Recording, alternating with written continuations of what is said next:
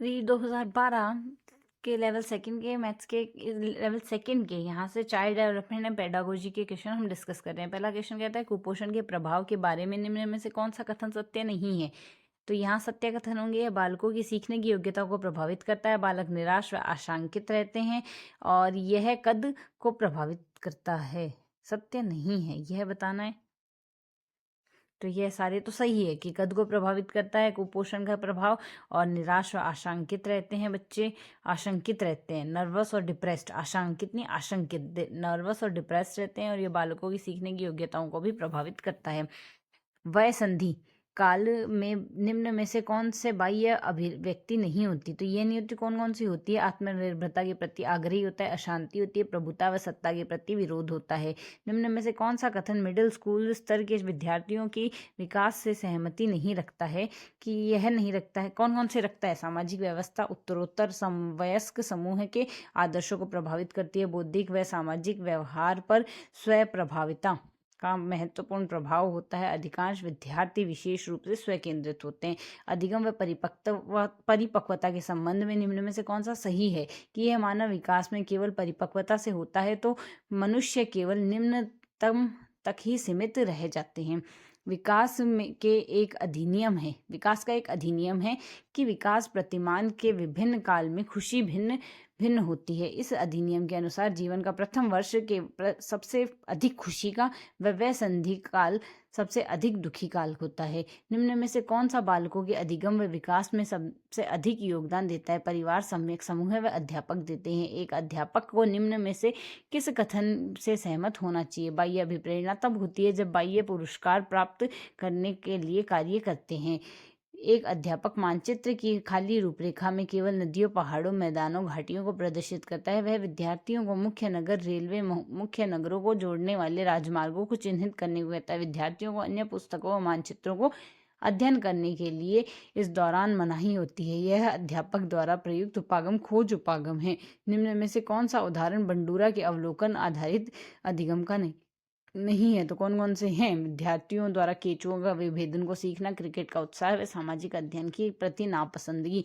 राजेश बीमारी के कारण 1 महीने विद्यालय नहीं गया। वह विद्यालय गया तो उससे भाग के लंबे सवालों को करना नहीं आया। इस कई बार के निराशाजनक अनुभवों में असफलता हाथ लगी। लंबे भाग के सवालों को देखते हुए चिंतित हो जाता। शास्त्रीय अनुबंधन सिद्धांत के मुताबिक संवेगात्मक स्वाभाविक उत्तेजक है असफलता व भग्नाशा।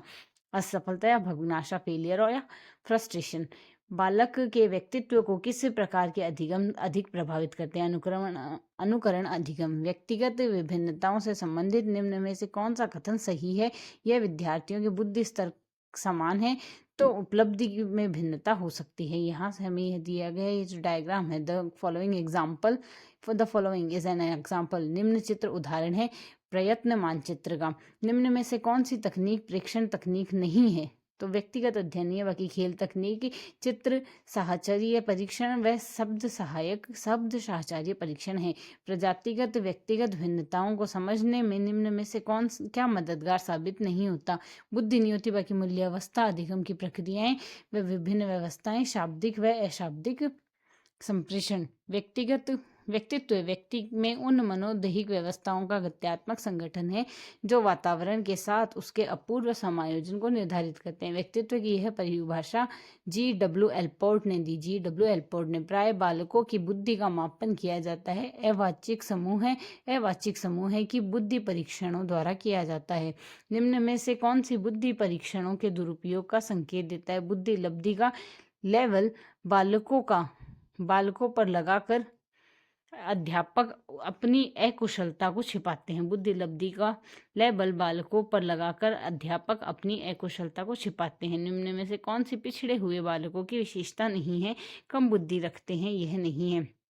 बाकी कौन कौन सी होगी कि अपनी प्रगति प्रदत्त योग्यताओं से कम स्तर की शैक्षणिक उपलब्धि प्रदर्शित करते हैं। सामान्य विद्यालयी कार्य के साथ वे गति नहीं कर पाते हैं, अपनी आयु के बालकों से काफ़ी पिछड़ जाते हैं। निम्न में से कौन सा तरीका प्रत्यक्ष समायोजन का है। लक्ष्यों का प्रतिस्थापन है।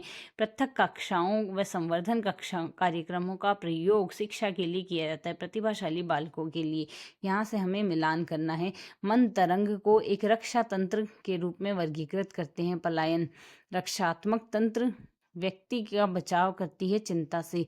उदात्तीकरण को रक्षात्मक तंत्र के रूप में वर्गीकृत किया जा सकता है। यहाँ से प्रतिस्थापन द्वारा क्षतिपूर्ति के रक्षात्मक तंत्र के रूप में वर्गीकृत किया जा सकता है। प्रतिस्थापन द्वारा शैक्षणिक समस्याओं से ग्रस्त बालकों को किस समस्या का सामना करना पड़ता है? भाषा के बोलने में असामान्यता का होना, अधिगम निर्योग्यताओं वाले बालकों में प्रक्रमण संबंधी निम्न में से किस प्रकार की कमी पाई जाती है? संख्याओं संबंधी सूचनाओं को याद करने व समय व दिशा की कम समझ में। निर्माणात्मक मूल्यांकन का उद्देश्य है प्रकृति पर गौर करना व उपचारात्मक अनुदेशन की योजना बनाना। निम्न में से कौन सा शोध का चरण शोध की क्रियात्मक अनुसंधान बनाता है? प्रोग्राम का क्रियान्वयन व अंतिम मूल्यांकन। निम्न में से कौन सी समस्या क्रियात्मक अनुसंधान के लिए प्रयुक्त नहीं है? तो कौन कौन सी है? हिंदी में 5वीं कक्षा के विद्यार्थियों के लेख में सुधार करना, 7वीं कक्षा के विद्यार्थियों के व्यवहार में लिखित प्रशंसा व मौखिक प्रशंसा के प्रभाव से तुलनात्मक अध्ययन कराना, और भूगोल में अधिगम में एटलस व ग्लोब का प्रयोग करना। बालकों का मुफ्त व अनिवार्य शिक्षा का अधिकार 2009। निम्न में से किस पर ध्यान नहीं दिया जाता है? 14 वर्ष के पश्चात शिक्षा पर।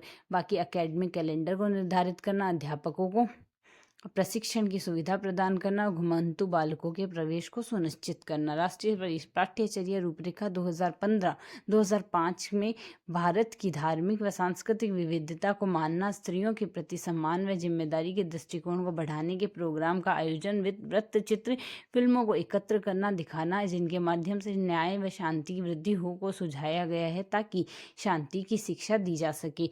यहाँ से मिलान करना है। बीज अंकुरित होने का अनुभव प्रदान करना अवलोकन करने पर है।